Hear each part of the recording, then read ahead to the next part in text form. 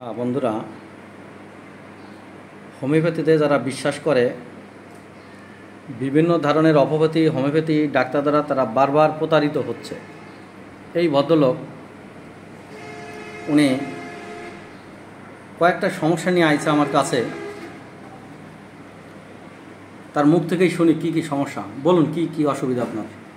সমস্যা হলো আমার শ্বাসকষ্ট, হার্টের সমস্যা, হাই প্রেশার, তারপর বাত ব্যথা। হার্টের সমস্যা কতদিন যাবত? হার্টের সমস্যা আজকে প্রায় 5-7 বছর। 5-7 বছর। প্রেশার হাই আছে? Pressure high. শ্বাসকষ্টটা কতদিন যাবত?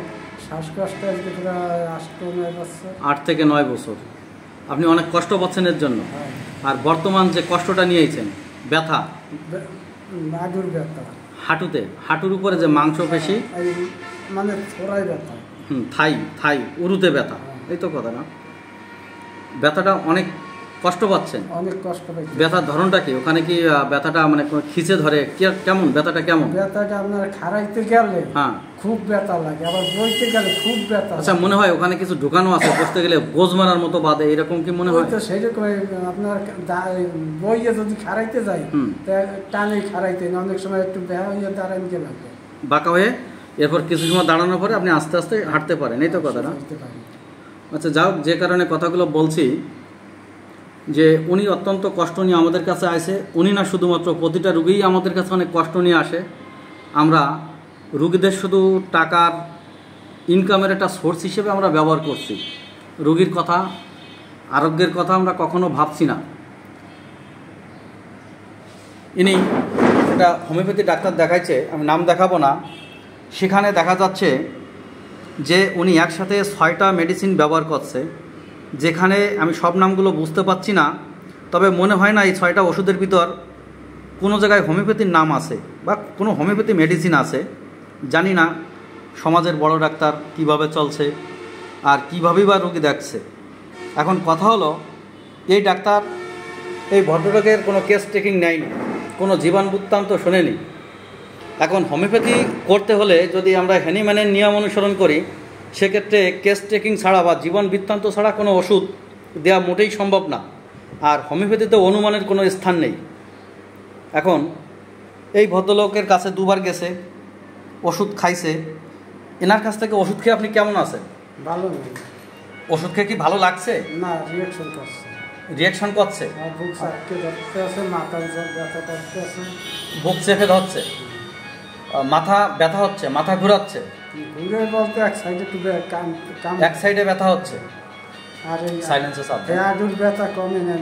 হাঁটুর ব্যথা কমেনি? যাও, আমাদের যে হোমিওপ্যাথি যে মূলত প্রথম যে কাজটা, সেটা হচ্ছে রুগীর কেস টেকিং নেওয়া। আমি কেস টেকিং নিলাম। কেস টেকিংয়ে প্রথমে তার বাম দিকে উরুতে প্রচণ্ড ব্যথা, হার্ট, প্রেশার, হাঁপানি আছে এবং শরীরে দাউদ আছে। ওনার অতীতে 3বার টিবি হয়েছিল। ওনার বাবা শ্বাসকষ্ট ছিল, প্রচণ্ড প্রকার বাত ব্যথা ছিল। ওনার ভাইয়ের শ্বাসকষ্ট আছে।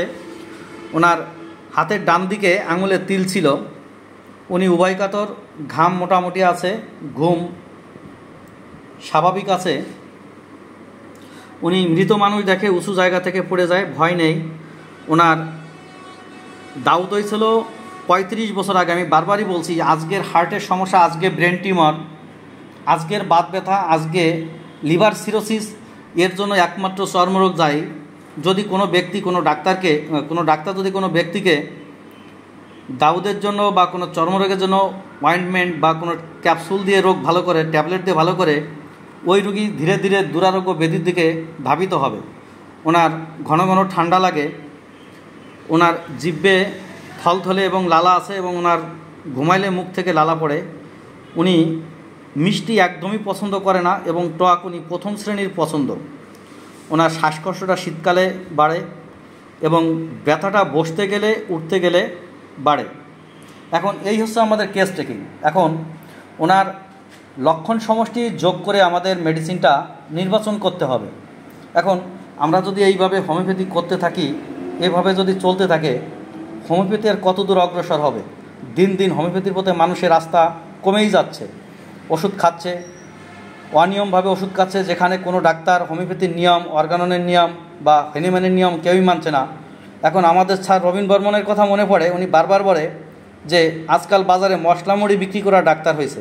বাস্তবতা দেখি সত্যি এটা ঠিক, যে স্যার ঠিকই বলেছেন যে ডাক্তারের কাছে যাবেন লাইন মেরে বসে আছে, কিন্তু বাস্তবতা দেখবেন সেখানে হোমিওপ্যাথির, পিওর হোমিওপ্যাথির কোনো স্থান নেই।